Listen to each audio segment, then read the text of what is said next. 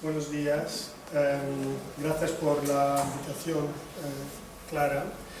Y claro, mandarte un tema para empezar a hablarlo a las 9 de la mañana, que es tabú, es un poco difícil. Entonces, escogí temas que realmente me rodean en mi vida y veo que no han tenido la oportunidad de hablarlo claramente.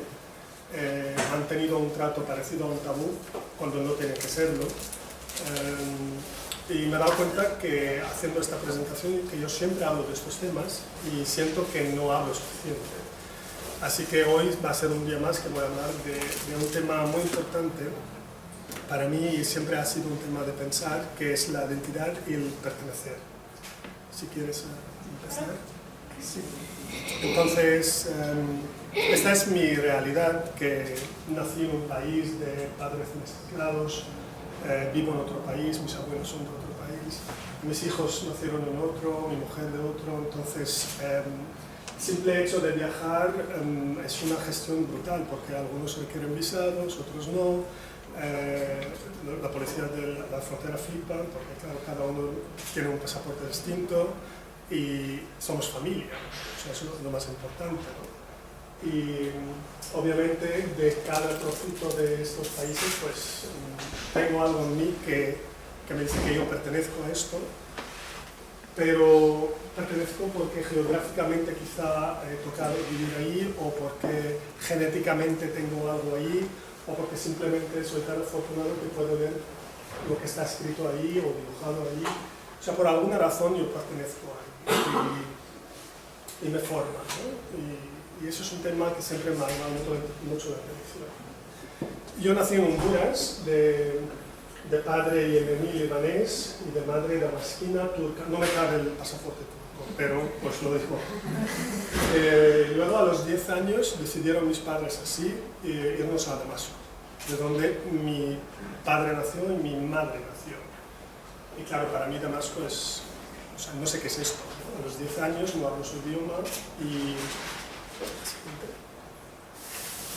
para mí Damasco era esto. Estos son dibujos que todavía yo los hago, porque claro, viniendo de Latinoamérica, donde la gente no tiene barba y son morenos y no se visten con sílabas, a ir a Damasco, y los primeros que vi, aparte de mis primos, eran los chicos que estaban haciendo la reforma a la casa de mis padres. No es cuando cada mañana mi padre iba ahí y miraba a la gente que llevaba un tipo de ropa, tienen barbas, mucha barba, muchas cejas, muy distinto a lo que llevaba 10 años en mi vida en Honduras viendo. Y claro, era el primer contacto. Luego el idioma, que no entendía nada de árabe en su momento. Y luego los gestos, la ropa, ir en chanclas, rezar, oír todo esto para mí era muy nuevo. Y también me dicen, no, es que tú eres de aquí. La verdad que me costó mucho al principio, pero bueno, poco a poco empecé a entender esto mucho más y entender la suerte de tener, de pertenecer de momento a los 10 años o 12 años a dos culturas muy distintas, y cada uno además me tira hacia el otro. O sea, en Honduras soy tipo Shakira, ¿no? Es un árabe latino, y en Siria, no, tú no eres de aquí, no vas a entendernos, eres de ahí. Y claro, cuando vine a estudiar en España, ni te cuento, ni de aquí, ni de allí, ni de... O sea, ya es muy complicado. Siguiente. Entonces, esta es la foto del primer proyecto que hice en Damasco. Estudié diseño, viví toda mi vida en Damasco viajando mucho, solo para ver la familia, ya hay 5 países para viajar. Entonces, aviones y aeropuertos eran ya parte de mi vida habitual, la mía y de mi familia, obviamente. Esta es la foto del primer proyecto que hice en Damasco en el 2006, cuando vine a España en el 2000, estudié arte, porque me gusta estudiar, y en Damasco no me dejaban estudiar esto, porque ahí vas relacionado con el certificado, ¿cómo se llama esto? Cuando haces bacaloria, ¿cómo se llama? Selectividad, ¿no? Entonces, si no tienes unos grados determinados, no accedes a lo que tú quieres estudiar. O sea, no puede ser más injusto este sistema. Pues en mi caso me ha tocado estudiar arquitectura técnica, que si la odio, pues no es suficiente. Siguiente.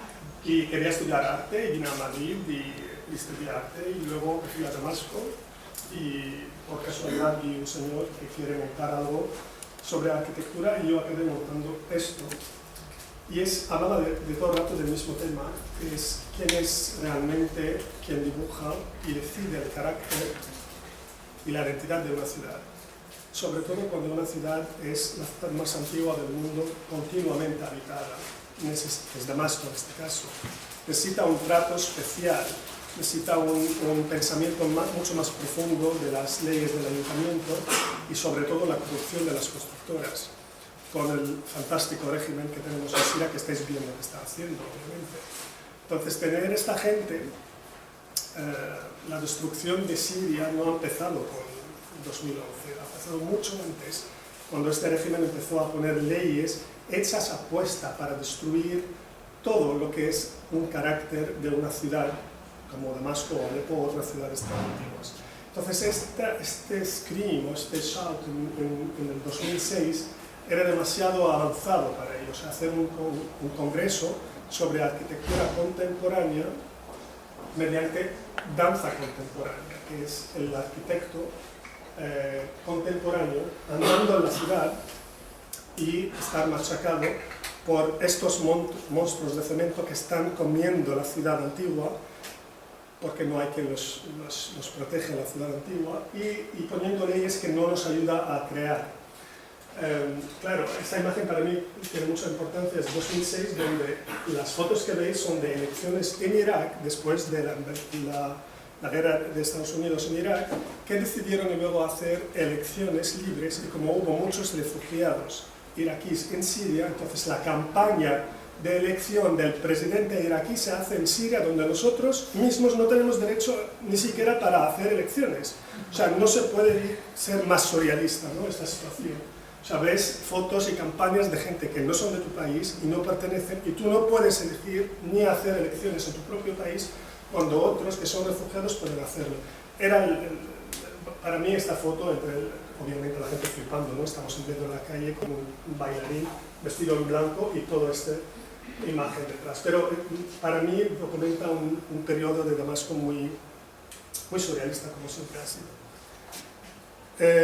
Claro, el premio del arquitecto contemporáneo, claro, hicimos un documental y este arquitecto o este bailarín estaba bailando en las calles de Damasco, al final muere.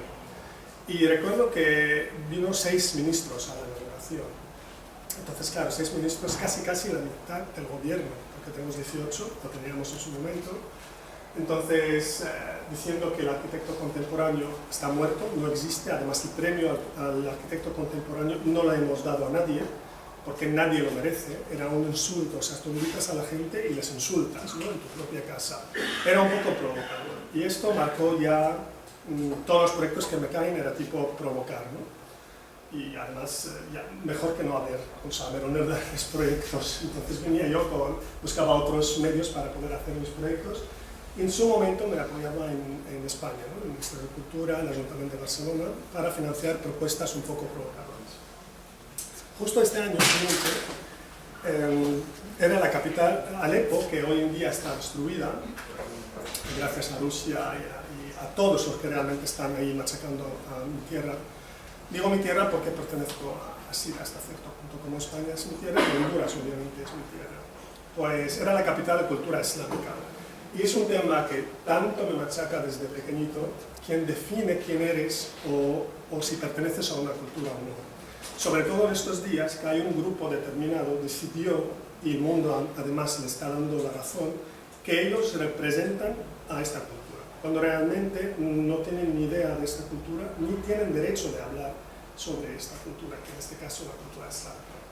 Entonces escogí un personaje muy curioso para transmitir el mensaje que pertenecer a una cultura no requiere que geográficamente estés en esta zona o has nacido en esta zona, ni ideológicamente perteneces o piensas como ellos, sino a base de respeto y entendimiento, que es el caso de Ali Bey o de Domingo Badia, que es el viajero catalán. Además la calle está por aquí, creo. Ali Bey es un viajero catalán muy interesante, es el primer cristiano que ha podido ir a Meca, como si fuera un príncipe de Alepo, musulmán, y claro, su tumba está al sur de Damasco, y cuando murió descubrieron que llevaba la cruz, que no es musulmán, ni siquiera es de Alepo.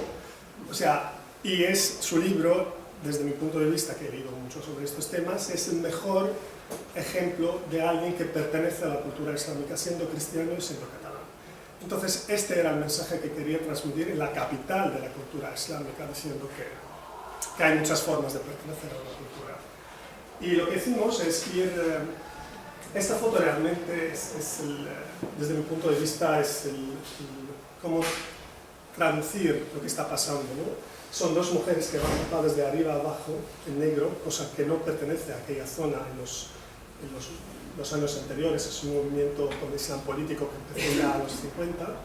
Un señor ciego que va recitando el Corán en las calles de Alepo, un performance brutal, súper interesante, y un panel que hemos puesto nosotros con los textos de Ali Bey descubriendo Alepo. Entonces, dime tú, de todo esto, ¿quién realmente representa a Alepo? ¿Quién realmente pertenece a Alepo, la capital cultural islámica? Y de estos posts hemos puesto en muchos sitios en la ciudad y hemos decidido invertir el dinero que nos han dado el Museo Etnológic de Barcelona. En lugar de hacer una exposición en un museo que van a verlo solo 200 personas, es ir a la calle donde está la gente, ¿no? Pero el ayuntamiento en Alepo en su día me ha dicho, hombre, una expo en la calle sobre un viajero y textos, yo no sé hasta qué punto la gente se anima. La siguiente, pues uno de ellos que pide ayuda ahí en el medio es el alcalde, que ya tenía miedo de tanta gente que han venido a ver la expo, y bueno, ha tenido que cortar todas las calles, y ya les metió mucho miedo, ¿no?, estar dentro de la gente. Y obviamente funcionó muy bien la exposición y la propuesta, porque bajamos a la calle y lo contamos. Siguiente. Y me siguen saliendo proyectos muy locos. Y siempre con el mismo tema. Este es un proyecto que me llamaron desde la New York University en Abu Dhabi y me han dicho, oye, queremos que nos hagas una propuesta sobre identidad y ciudad de Abu Dhabi. Ya ves tú. Le dije, vale. Y decidí ir a Abu Dhabi con una grabadora de sonido y ir bajando a las calles, desde que me levanto por la mañana a las 8 hasta que me he puesto, grabar a todas las personas que yo les veo ofreciendo algún servicio en la ciudad, ¿no? O sea, la gente que vive ahí, que hace esta máquina de ciudad funcione, ¿no? Entonces voy preguntando a la gente, ¿por qué estáis aquí? ¿Qué es lo que ata a una ciudad que está en medio del desierto? ¿De dónde sois y por qué vivís aquí? Luego, todos estos sueños y los objetivos que tiene la gente son sound waves, son... No. Sí. Vale, son... ¿cómo se dice sound wave en inglés? En castellano.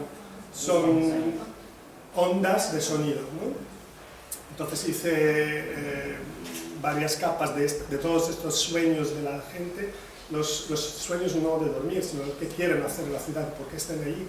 Y hice una capa encima de otra, que sacamos de Spectrum, y con un grid y un software que mucha gente lo conoce, que es el Grasshopper en Rhino, hemos podido visualizar este dato.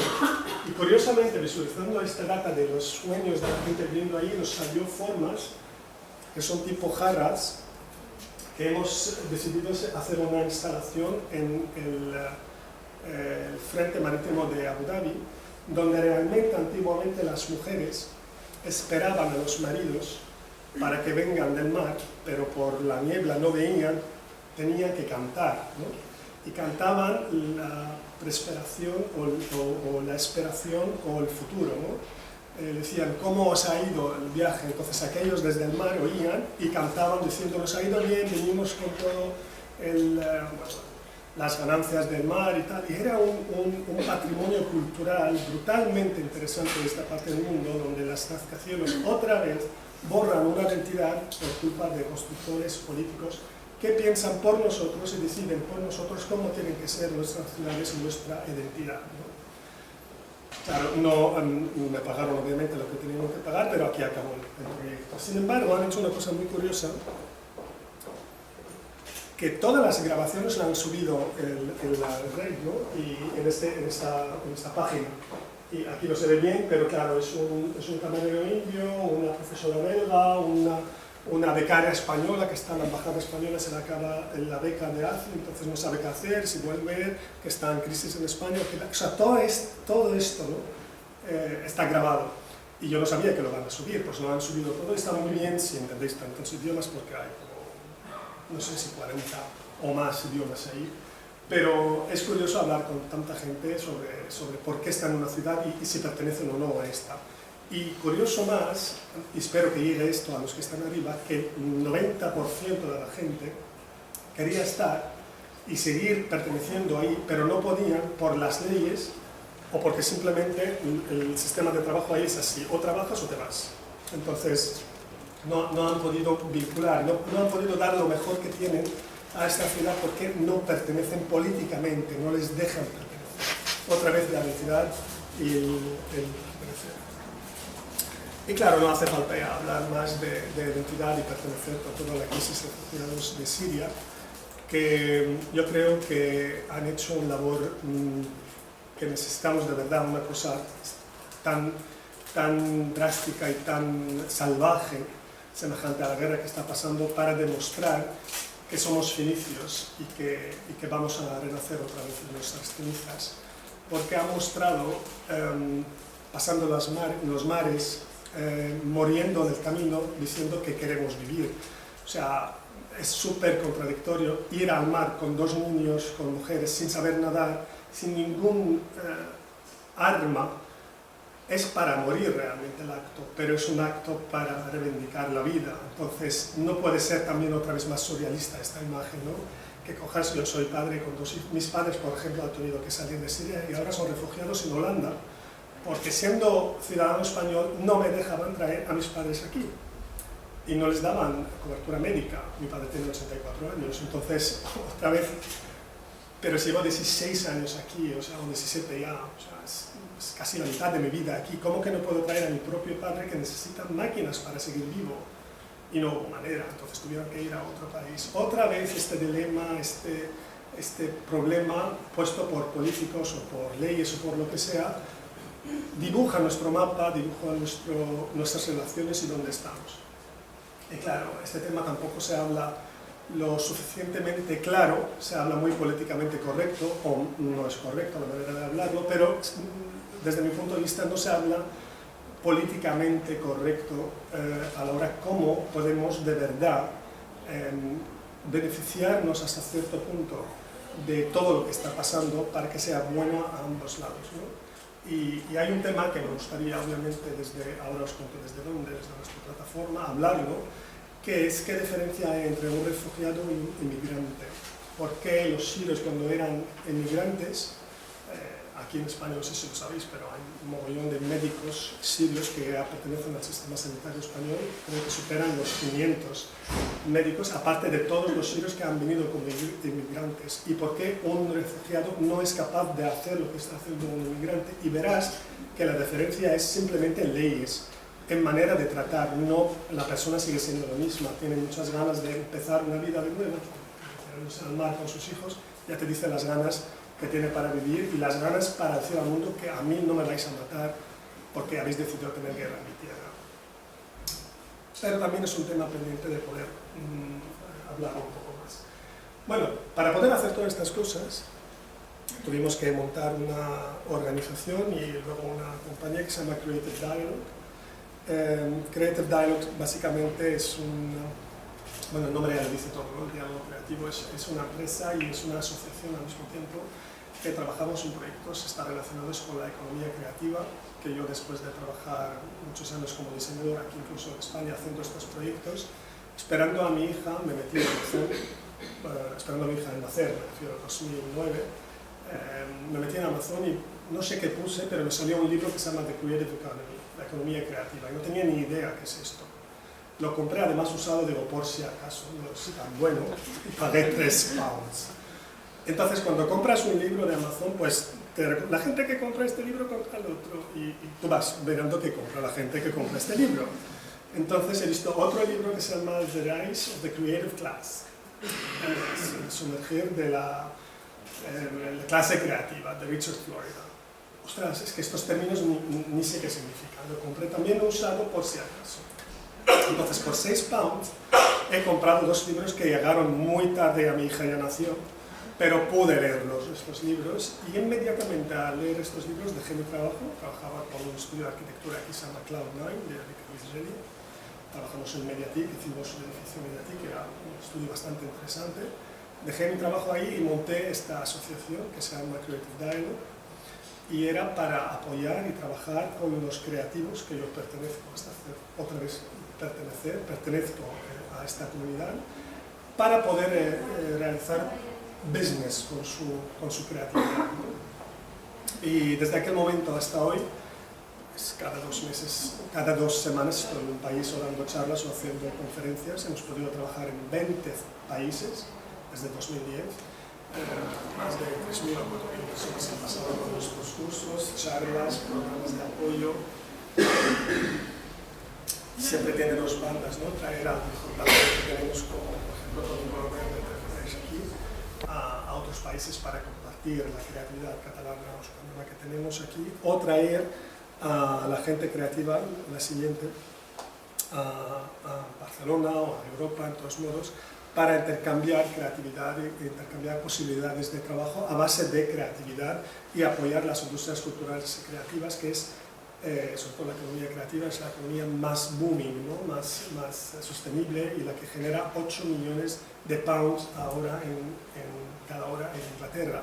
España no es de los países más avanzados en esto, pero sí Barcelona es de las ciudades más creativas, es la 4ª según los estudios que han hecho en el mundo, y parte importante de nuestros ingresos vienen de actividades creativas y la economía creativa, aunque aún otra vez por leyes y por sistemas de trabajo, y me imagino la mayoría entenderán esto,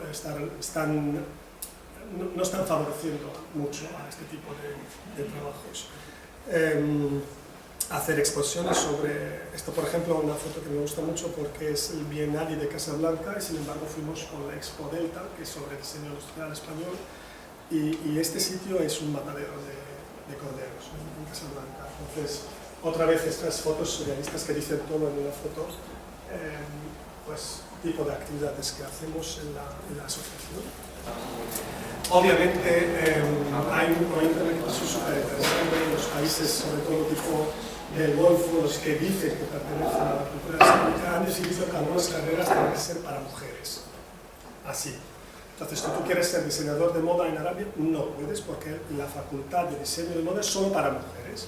Quieres ser diseñador gráfico, lo mismo. Una mujer quiere ser arquitecta, pues tampoco puede, porque esto es para hombres. Y claro, no puede ser más tonto el sistema. Pues lo han dividido así. Pero claro, con el cambio radical del sistema económico y la potencia que está teniendo la comunidad creativa, que son 99% mujeres, el gobierno tuvo que cambiar las leyes contra ellas y encontrar sistemas donde ellas pueden trabajar, porque ya llevan parte del motor económico del país. O sea, no hay mal que por bien no venga. De repente se han visto obligados a cambiar muchas leyes y legislaciones en su país para que estas mujeres puedan trabajar y facturar, obviamente, y hacer marchar la máquina. Y claro, cuando estaban tan enfadados, que ostras, tuvimos que ceder, ¿no? y cambiar. Y esto está bien y va mejor. Ahora muchas ya están en posiciones importantes, con estas funciones que salen.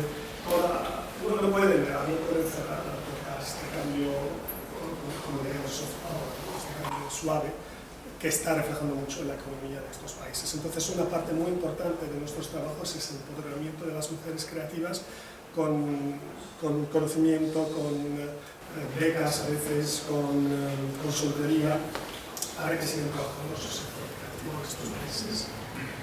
Y ahora estamos con un proyecto muy interesante que se llama Creacities, es sobre linkar ciudades creativas y las comunidades que viven en estas ciudades, inspirándose uno de otro, para abrir puertas de colaboración entre creativos y creativos, dejando al lado todo lo que es las cámaras de comercio.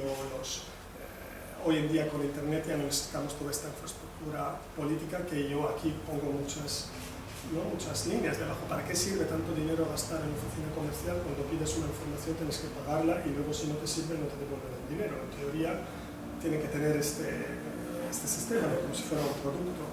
¿Y para qué sirve tener tantos embajadores y tantas oficinas comerciales cuando realmente yo tengo que buscarlo yo por mis medios, ¿no? Es gestionar todo, es pensarlo todo, es usar las herramientas que hay y siempre dentro del marco del diálogo creativo. Y si queréis saber más sobre lo que hacemos, tenéis estas webs que son creativedialogue.net o samariamani.com. Y gracias.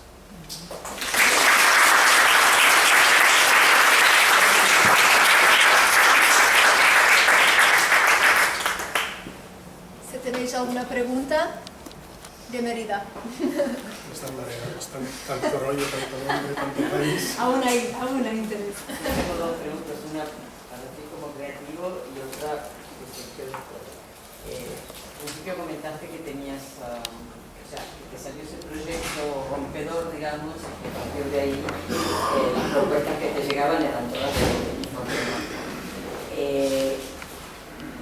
Tuviste, porque estás hablando de un momento en que la cosa era muy restrictiva por lo visto, entonces a título personal, ¿tuviste problemas, por decirlo de alguna manera, desde el sector oficial o lo que fuera, para poder desarrollar esos proyectos que evidentemente iban en contra de...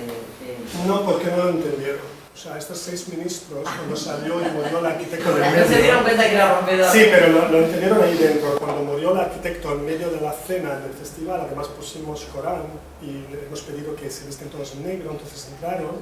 Y esta cena es cuando muere alguien. Entonces todo el mundo dice, ¿qué ha pasado? No era festival aquí. Digo, sí, festival de cultura, pase. ¿Por qué está en negro? ¿Por qué estáis así? Entonces ya están dentro, no puede hacer nada. Con las cámaras puestas solo tuvieron que aplaudir, pero súper enfadados, ¿no? Porque tampoco te puedes enfadar en medio de un congreso de este tipo. Y además todo el público aplaudiendo, pues ellos dicen, ¡qué bueno! ¿Este chico cómo se llama? Deja su teléfono en el despacho. Pero no, más que esto. No, yo me refiero a después de eso, ya sabiendo que tenías ese...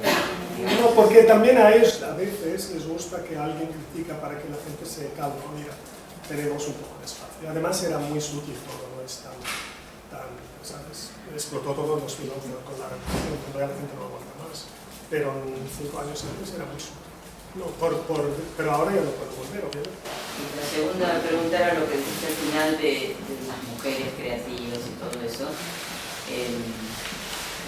¿Pueden estas mujeres realmente desarrollarse en su lugar sabiendo que las condiciones son bastante restrictivas para la mujer en todo? No son solo para las mujeres, son para todos los que trabajan en para creatividad. todos, pero para las mujeres están especialmente...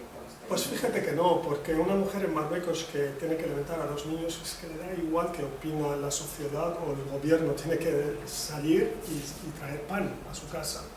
Entonces si hace cestas porque es artesana va a seguir trabajando. Le dicen, esta es economía sumergida. A ella no le importa, a ella lo que importa que seguir trabajando lo que está haciendo porque es la única cosa que sabe hacer y tiene que levantar a estos niños. El gobierno ha visto que es un potencial, entonces ahora le dicen, mejor tratando. Pero te estoy diciendo, cuando más cierras las cosas, cuando más creativo se pone la gente y empieza a buscar salidas, porque hay hambre o no hambre, entonces no es negociable. ¿Sabes? No una que le llega el dinero a todos los lados y dice, no sé si ponerme pañuelo o no, si el gobierno lo quiere, es que le da igual poner lo que sea y sale a buscar comida a sus hijos. Y este acto, este afán por poder mejorar su vida y sus condiciones, ya no le hace ver tantos los límites, sino le hace buscar salidas todo el rato. Y por eso viene alguien de fuera para decir, estos son límites, si se quitan, esto se mejora. Y como trae ingresos, los gobiernos ahora están interesados, no por ayudarla, para tener más ingresos. Luego te lo venden como ayuda a ellos, pero ya verás cómo clavan con impuestos. O sea, si fuera ayuda, pues con los impuestos ya está. ¿Más? No sé, ¿te he respondido? ¿Te he respondido? Sí. Vale. ¿Nadie más? Bueno, solo para aclarar, tu empresa entonces es Creative Dialogue Sí. y tú estás basado en Barcelona. sí, Vale. porque para estar en Siria ahora. Bueno, como tienes tantos pasaportes. No, ahora ya solo tengo el español. Es que no tú puedes tener tantos. Cuando tienes una nacionalidad tienes que... pues, por ley no puedes tener tanto, ¿no? Entonces solo tengo el hondureño y el español que son compatibles porque hay acuerdos entre ellos. Pero el resto ya no. Pero claro, políticamente no pertenezco porque no llevo el pasaporte, pero ya ves tú, culturalmente y genéticamente, pues te lo digo todo por esta cara. Ya. Entonces, si queremos ver más a fondo lo que haces o... creativedialogue.net y de ahí llegas a sandoalemán.com o al revés. Y claro, podéis seguirnos en Instagram y Facebook. Bueno, yo quería... Sí. Es que me hizo curioso una cosa que has dicho porque he leído un reportaje hace poco de... Con esto de la crisis, con todos los problemas que cada vez hay más, se ve más, decían que, bueno, los niños que vayan por la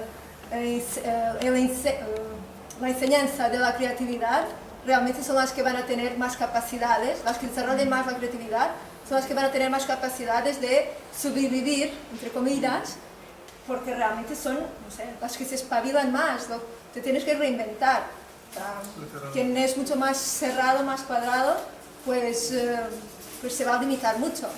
Y nada, yo creo que estamos en un buen camino y viva la creatividad. No sé. Muchas gracias, Sean. A ti y a vosotros.